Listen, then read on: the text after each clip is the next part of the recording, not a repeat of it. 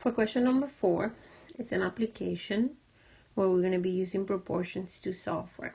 It says the property tax on a house with an excess value of $468,000 is $7,280.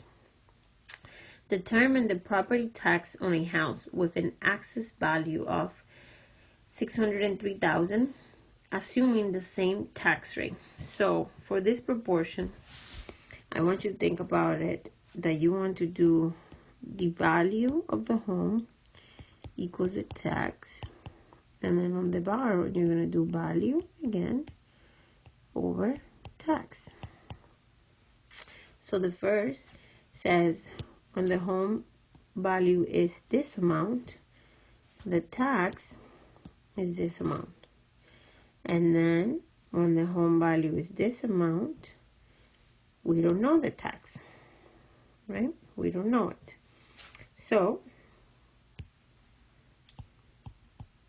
I'm going to write this number equals this amount of tax. And then I'm going to do my division lines. I mean fraction bars, fraction lines, fraction bars, it's a better number.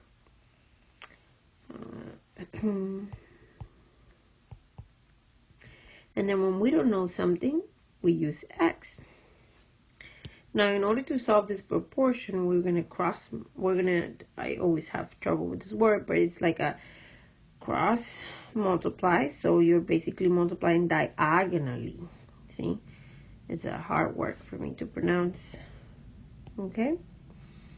Once you do this multiplication, you're going to end up with, I'm going to move to the next page. So picture that. And then when we multiply,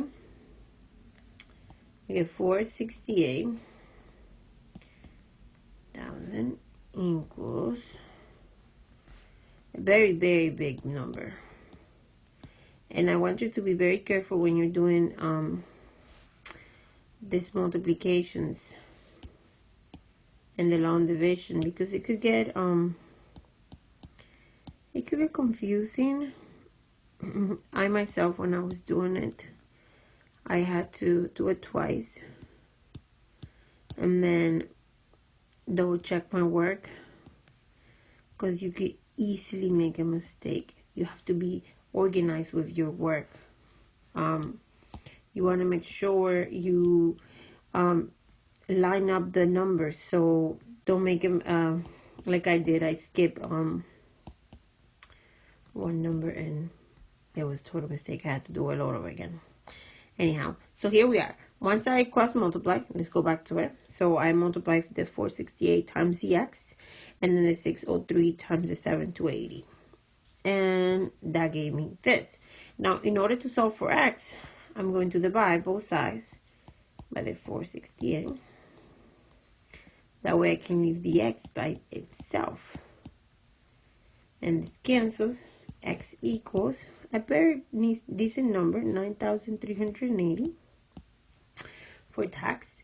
Now, you want to be careful with the multiplication and the long division. This problem could get confusing if you're not being organized and careful with those two things. But apart from that, this is your answer.